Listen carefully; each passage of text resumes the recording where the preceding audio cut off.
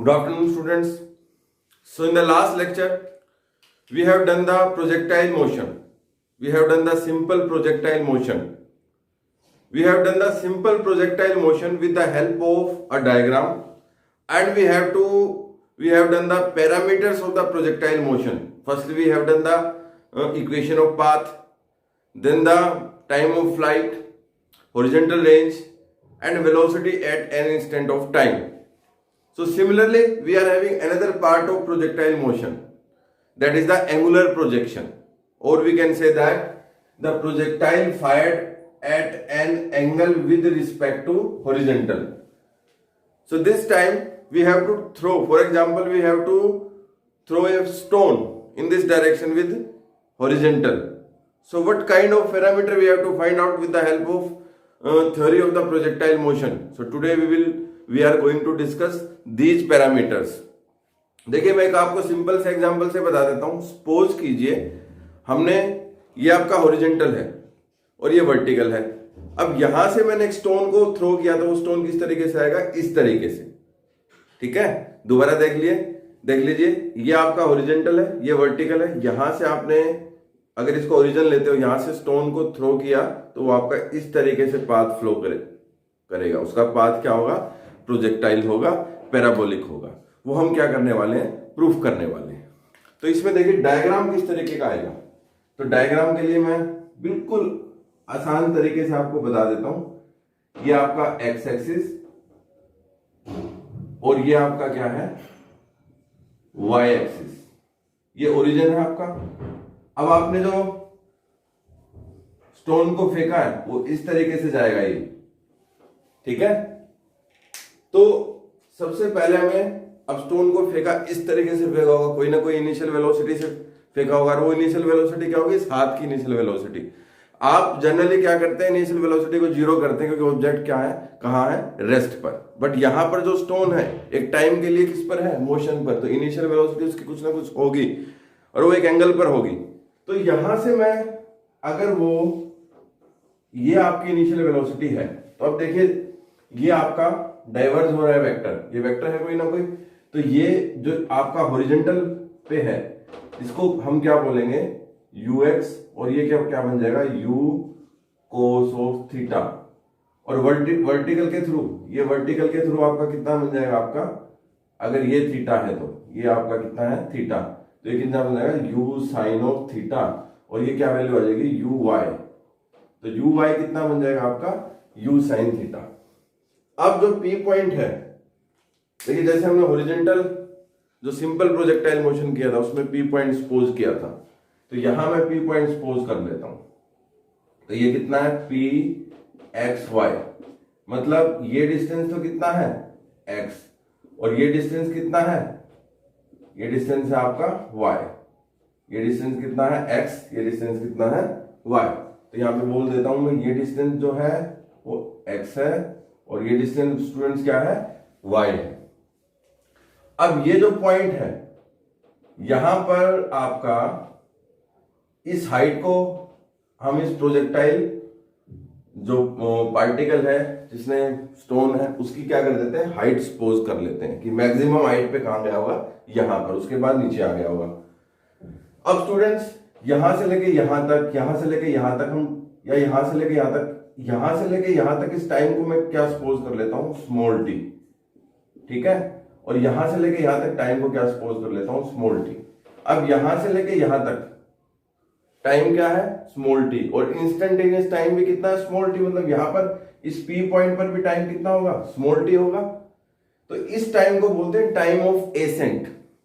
ठीक है, और इसको बोलते हैं टाइम ऑफ डिसेंट. एसेंट का मतलब होता है ऊपर की तरफ जाना, डिसेंट का मतलब होता है नीचे की तरफ आना. तो ये टाइम कितना होगा, एसेंट, ये टाइम होगा डिसेंट. यहां पर बाय लक क्या है, time of ascent should be equal to time of descent. यानी ये वाला टाइम इस टाइम के इक्वल है. और जो टोटल टाइम है मतलब यहां से लेके यहां तक, उसको हम क्या करेंगे, कैपिटल टी. अब कैपिटल टी किसके बराबर है, t प्लस टी के बराबर. यानी कैपिटल टी किसके बराबर है, 2t के बराबर है. ठीक है, और स्मॉल टी क्या है आपका, t/2. इसको हम लिख लेते हैं, कहीं जरूरत पड़ी एक्सप्रेशन में तो हम इसको यूज भी करेंगे. तो ये तो था डायग्राम. तो आप इसकी थ्योरी लिख लीजिए, डायग्राम की जिस तरीके से मैंने बताया है इस तरीके से ही आप इसकी थ्योरेटिकल एक्सप्लेनेशन भी लिख सकते हैं। तो सबसे पहला आपका क्या है, सबसे पहला हमारा है equation of path. Equation of path से पहले हम हॉरिजॉन्टल कंपोनेंट और वर्टिकल कंपोनेंट देखते हैं।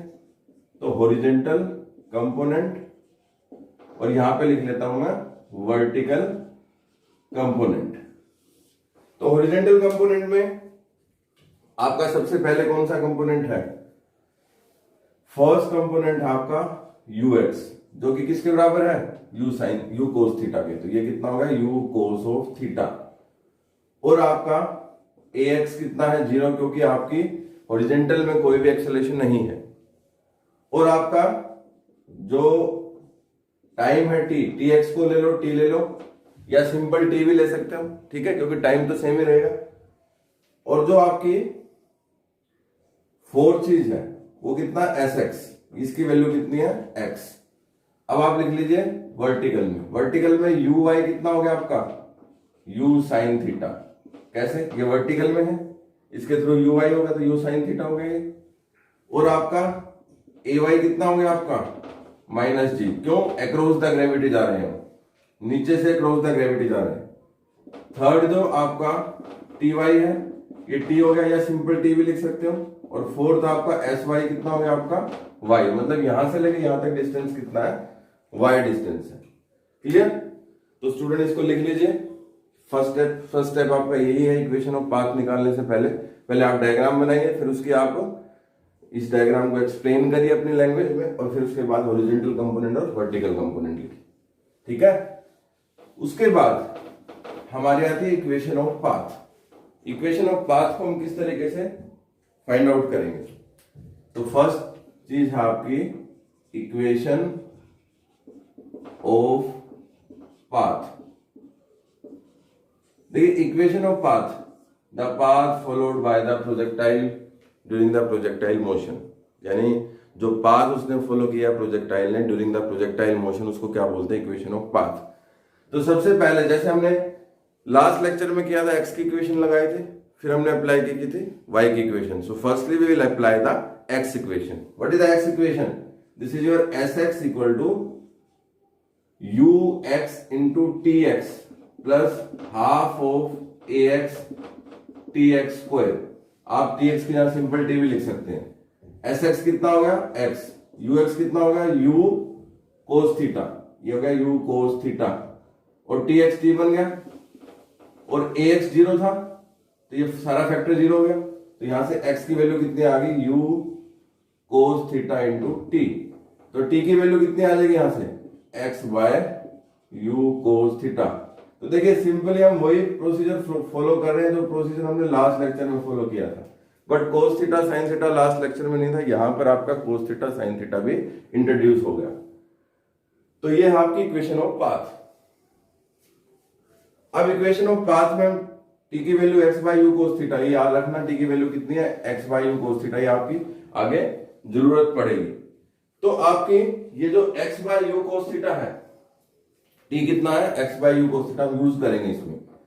अब वर्टिकल की लगा दो equation, sy equal to u y into t y u t plus half of a y t y square.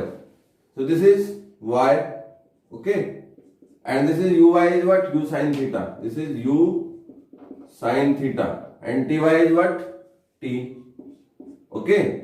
और ay माइनस जी, तो ये माइनस आ जाएगा, माइनस जी और टी वाई टी स्क्वायर। अब t की वैल्यू तो हमें पता है, तो वैल्यू पुट कर दीजिए इसमें, u sin थीटा, t की वैल्यू भी फाइंड आउट की, x by u cos of theta minus 1/2 g u square, ये आपका कितना आ जाएगा, x square divide by u square cos square theta. हमने टी की वैल्यू सिंपल पुट की है जो हमने फाइंड आउट की थी, इस यू से यू कैंसिल हो गया। अब देखिए sine theta by cos theta, ये टेंजेंट थीटा बन गया, टेंजेंट थीटा आप एक्स टेंजेंट थीटा कह सकते हो, माइनस 1/2 आपका g x square by u square cos square theta. तो स्टूडेंट ये जो इक्वेशन है आपकी जो हमने फाइंड आउट की है, ये फाइनल इक्वेशन आ गई इक्वेशन ऑफ पाथ की, या equation of trajectory. Equation of path या इक्वेशन ऑफ ट्रेजेक्ट्री, ये आपकी इक्वेशन हमने फाइंड आउट कर ली। जो इक्वेशन ऑफ पाथ और इक्वेशन ऑफ ट्रेजेक्ट्री है आपका, ये आपका इस इक्वेशन से आएगा। और जो ये इक्वेशन है देखिए, x tangent theta minus half g u square cos square theta, ये सारे आपको कांस्टेंट लग रहे हैं। तो यहां से भी y प्रोपोर्शनल टू किसके आ गया, एक्स स्क्वायर के, यानी ये भी आपकी इक्वेशन क्या है, पैराबोलिक। पैराबोलिक इक्वेशन, यानी पाथ कौन सा आएगा आपका, पैराबोलिक। तो student this was your first expression, that is your equation of path. Clear. उसके बाद हम करेंगे, ये तो इक्वेशन ऑफ पाथ थी। उसके बाद हम करेंगे आपकी सेकंड चीज। सेकंड आपकी क्या है, मैक्सिमम हाइट। जो मैक्सिमम हाइट है वो हम फाइंड आउट करेंगे। जो मैक्सिमम हाइट है उसकी क्या वैल्यू होती है मैक्सिमम हाइट की। सो मैक्सिमम हाइट, अब मैक्सिमम हाइट में बड़ा इंटरेस्टिंग सा आपका एक्सप्रेशन है। मैक्सिमम हाइट कहां से लेके, यहां से लेके यहां तक। अब यहां से लेके यहां तक जो v है आपका y में, वो तो 0 बन गया, तभी तो वो नीचे आएगी आपकी। तो ध्यान रखना vy कितना हो गया, 0। ठीक है। तो हम यहां पर सिंपल आपका फॉर्मूला लगा देते हैं। फॉर्मूला क्या है, v square minus u square equal to 2as। अब ये y में लगेगा तो वी वाई स्क्वायर, क्यों, क्योंकि हम नीचे से ऊपर की तरफ आ रहे हैं तो वर्टिकल मोशन किया हमने। V y square minus u y square equal to 2g x की s की जगह क्या आ गया, h। अगर इसमें हमने हाइट h लिया है तो ये कितना हो गया आपका, h हो गया। तो वी वाई तो 0 है, क्यों 0 है, क्योंकि यहां पर यहां से लेके यहां, जब यहां पहुंचेंगे तो फाइनल वेलोसिटी y की टर्म में वर्टिकल में कितनी बन जाएगी, 0। तभी तो बेटा वो आपका जो ऑब्जेक्ट है वो नीचे की तरफ आएगा, अदरवाइज तो ऊपर की तरफ उड़ता रहेगा। नीचे जब आएगा जो फाइनल हाईएस्ट पॉइंट पे वेलोसिटी कितनी बन जाएगी, 0। तो ये कितना हो गया आपका, यू वाई कितना है, यू साइन थीटा, मतलब you square sine square theta. अब ये h जो है, आप मतलब नीचे से ऊपर गए हैं तो h कितना आएगा, नेगेटिव। तो यहां पर आप नेगेटिव लगा दीजिए, तो ये कितना आएगा, -2gh। नेगेटिव क्यों है, क्योंकि आप नीचे से ऊपर की तरफ जा रहे हैं, हाइट नेगेटिव। अब ये कितना बन गया, minus u square sine square theta minus 2gh। ये नेगेटिव से नेगेटिव कैंसिल हो गया, तो h की वैल्यू करीबन कितनी आ जाएगी, you square sine square theta by 2g। ये वैल्यू बेटा किसकी आ गई, h की। ये आपकी वैल्यू किसकी है, h की। अब कई बार इसमें कंसेप्चुअल क्वेश्चन पूछ लेते हैं, कंसेप्चुअल क्वेश्चन कि कहां पर रेंज मैक्सिमम होगी। तो थीटा को आप जब 90 डिग्री पुट करेंगे तो वो रेंज मैक्सिमम हो जाएगी। ठीक है, ओ सॉरी हॉरिजॉन्टल जो आपकी मैक्सिमम हाइट है वो क्या हो जाएगी, मैक्सिमम। तो मैक्सिमम हाइट वो कितने हो जाएगी आपकी, ये आप थीटा इक्वल टू 90 डिग्री। तो जो आपकी हाइट है वो हम फाइंड आउट कर सकते हैं किससे, you square sine square 90 divide by 2g। तो ये h आपका कितना बन गया, यू स्क्वायर बाय 2g।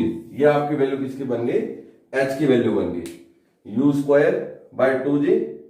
ये आपकी h की वैल्यू बन गई, क्योंकि साइन 90 कितना हो गया, 1। तो यहां लिख सकते हैं आप साइन 90 की वैल्यू कितनी होगी आपकी बेटा, 1। ठीक है, ये आपका सेकेंड एक्सप्रेशन आ गया किसका, मैक्सिमम हाइट का। तो पहले आप मैक्सिमम हाइट की क्या लिखेंगे, definition, the height attend bye the projectile during the angular projection, that is called the maximum height.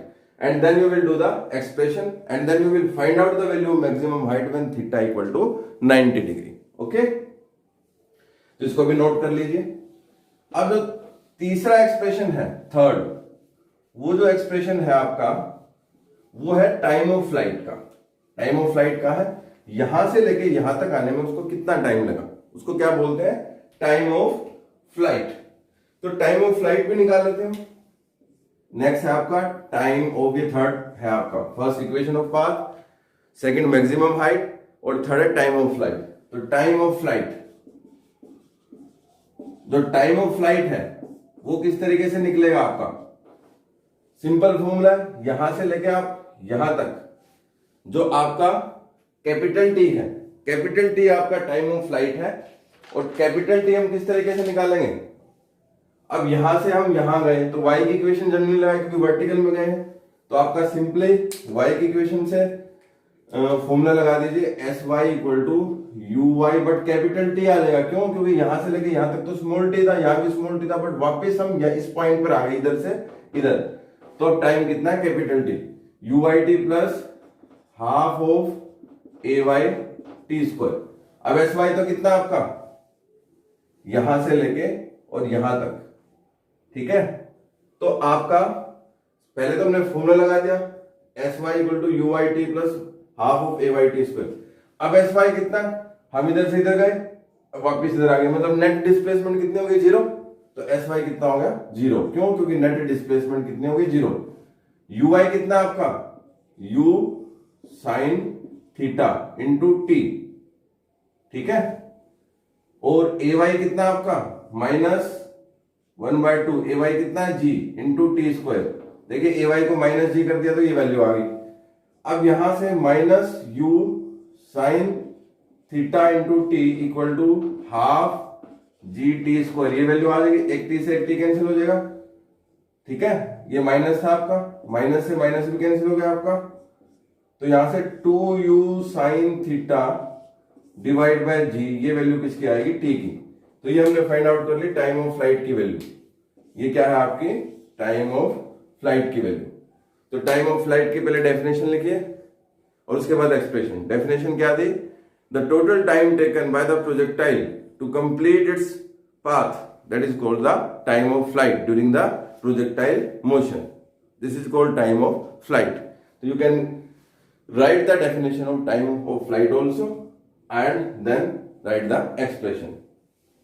Okay, clear student? Now after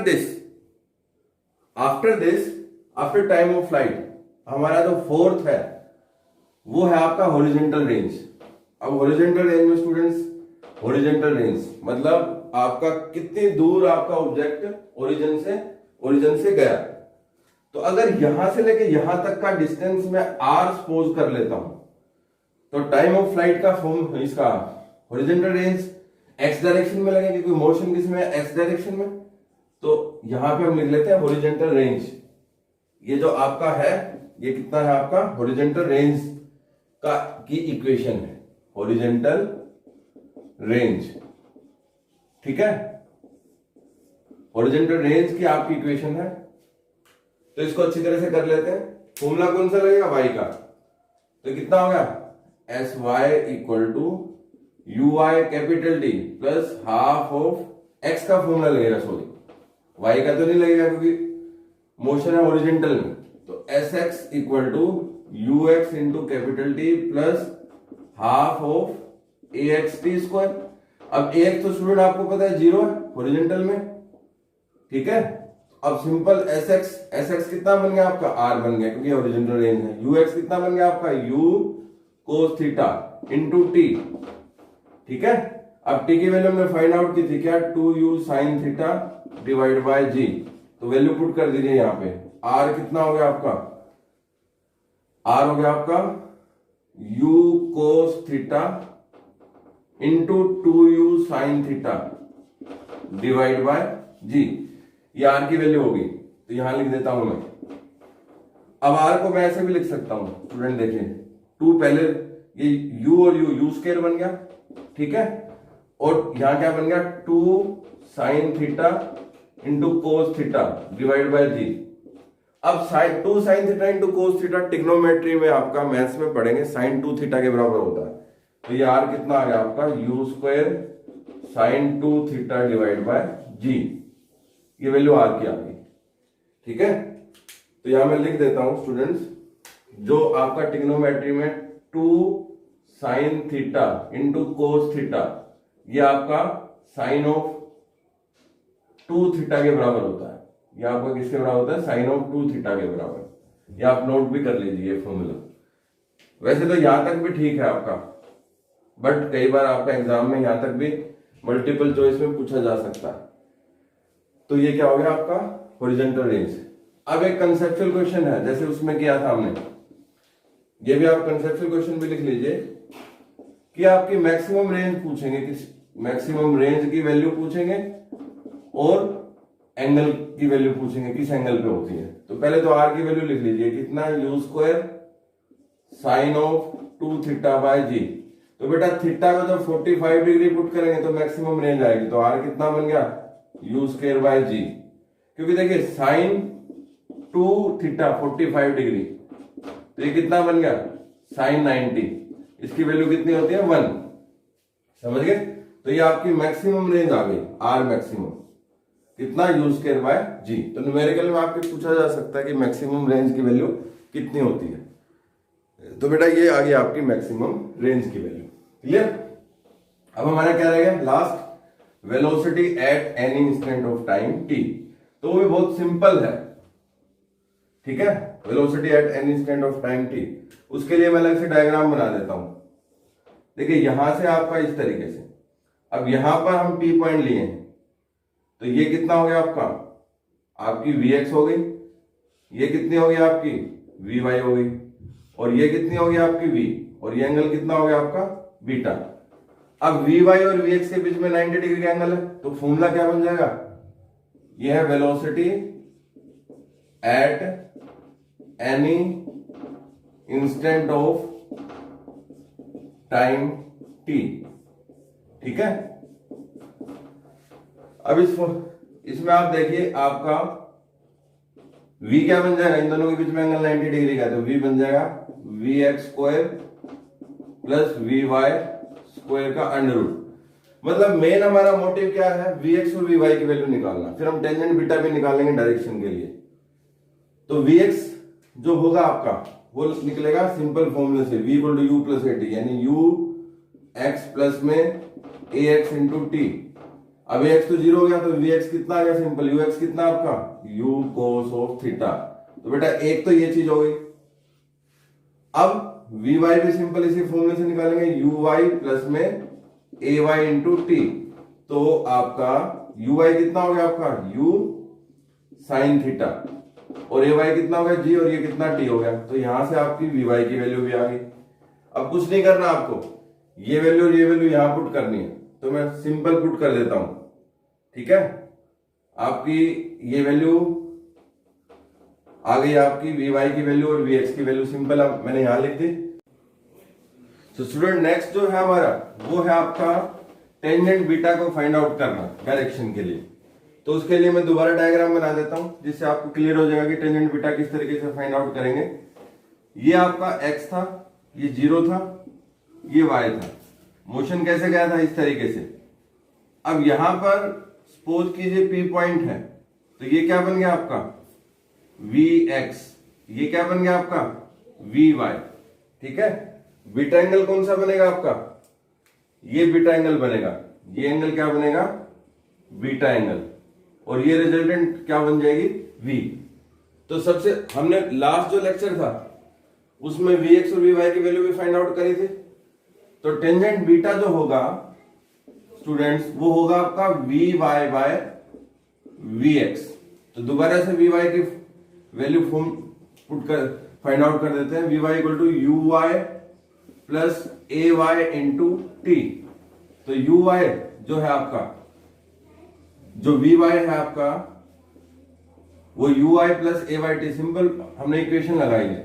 तो uy कितना हो गया आपका, जो uy है आपका वो क्या है, ये y की टर्म में जो आपका ये कितना था थीटा, तो ये कितना था u साइन थीटा, ये कितना था आपका uy इक्वल टू में u साइन थीटा, और ux इक्वल टू कितना था u कोस ऑफ थीटा। तो ये कितना हो गया u साइन थीटा। ठीक है, और ये ay कितना था g इंटू टी, ये तो vy की वैल्यू थी, और vx की वैल्यू कितनी थी आपकी, vx की वैल्यू थी आपकी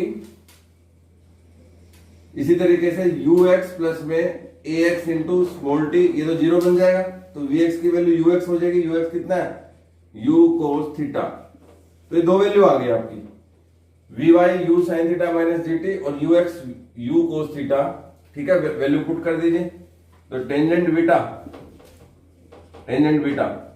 ये वैल्यू vy बाई vx, तो vy कितना आपका u sine theta minus dt divide by u cos theta.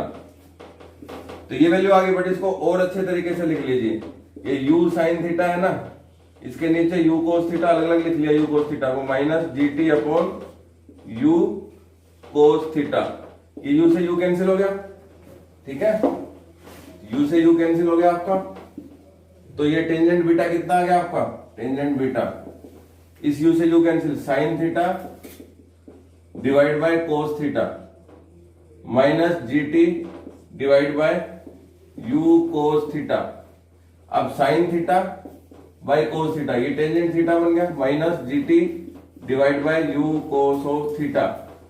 तो बीटा कितना आ गया, tangent inverse tangent theta minus gt divide by u cos theta. तो यहां पर ये बीटा की वैल्यू आ गई, तो अब इसको नोट कर लीजिए, ठीक है, क्योंकि टेंजेंट बीटा कितना था हमारा, vy बाय vx। अब कई स्टूडेंट ये सोचते होंगे भी टेंजेंट बीटा vy vx कैसे आ गया। तो देखिए, जब हमने ट्रायंगुलर लो वेक्टर किया था तो r का फॉर्मूला क्या था, a square plus b square plus 2ab cos theta का अंडर रूट, और टेंजेंट बीटा का फॉर्मूला क्या था, b sin theta upon a plus b cos theta. तो मैं इसको भी, ये वैल्यू आपने नोट कर ली। अब मतलब है तो ये आपको सिंपल तो फॉर्मूला याद रखना, बट फिर भी मैं बता देता हूं कहां से आया। जो आपका टेंजेंट बीटा था जब ट्रायंगुलर लो वेक्टर की थी, वो था b sin theta upon a plus b cos theta और 90। अब यहां टेंजेंट बीटा, ये b वेक्टर की जगह कितना है, vy sin और थीटा के कितना है 90, और ये vx प्लस में vy cos 90, sin 90 1 हो गया, cos 90 0। तो टेंजेंट बीटा कितना आ गया आपका, vy बाय vx। ये टेंजेंट बीटा की वैल्यू आ गई, ठीक है। देखिए, टॉपिक का नाम क्या है आपका, projectile fired eight an angle with the horizontal. पहले टॉपिक का नाम लिखेंगे, ये हमने एंगुलर प्रोजेक्शन भी लिख सकते हैं आप, सिंपल आप क्या लिख सकते हैं, एंगुलर प्रोजेक्शन। जो आपका ये आपको दिख रहा है एंगल विद द हॉरिजॉन्टल, इसका मतलब क्या है आपका, एंगुलर प्रोजेक्शन। तो आप टॉपिक लिख सकते हैं एंगुलर प्रोजेक्शन, ये टॉपिक का नाम है, ठीक है। तो इस टॉपिक को अटेम्प्ट कैसे करेंगे आप, तो अटेम्प्ट करने का तरीका बता देता हूं मैं आपको। देखिए, आपके पास सबसे पहले आप बनाएंगे, सबसे पहले तो एंगुलर प्रोजेक्शन की डेफिनेशन लिखेंगे, एंगुलर प्रोजेक्शन की डेफिनेशन, ठीक है, कि डेफिनेशन क्या होगी एंगुलर प्रोजेक्शन की, when we fired any object, when we throw any object with an angle with the horizontal, then the path followed by or the motion, that is called the angular projectile motion या angular projection। या आप definition अपने तरीके से भी लिख सकते हो। सेकंड बनाएंगे इसका डायग्राम, ठीक है। थर्ड आपकी कितनी है, equation of path, equation of path करेंगे, ये तीन चीज होगी। फोर्थ आपकी हॉरिजॉन्टल रेंज, ठीक है, या मैक्सिमम हाइट। फोर्थ क्या की थी हमने, मैक्सिमम हाइट, ठीक है, maximum height, time of flight. भाई किसी भी तरीके से आप कर सकते हो। मैंने पहले टाइम ऑफ फ्लाइट किया तो टाइम ऑफ फ्लाइट कर सकते हो, मैक्सिमम हाइट की तो मैक्सिमम हाइट कर सकते हो। उसके बाद आपका टाइम ऑफ फ्लाइट के बाद आपका हॉरिजॉन्टल रेंज आ जाता है, और लास्ट नंबर पे, जो लास्ट नंबर पे है वो आपका velocity at any instant of time T. तो ये जो है आपका equation of path, maximum height, time of flight, horizontal range, velocity at an instant of time T, इन सब की आप क्या लिखेंगे बेटा, डेफिनेशन लिखेंगे पहले, और फिर उसके बाद एक्सप्रेशन जिस तरीके से मैंने कराई है एक्सप्रेशन करेंगे। Clear? So student, in the this is about the today lecture. So student, in the next lecture we will do the next topic based on this chapter. Okay, thank you.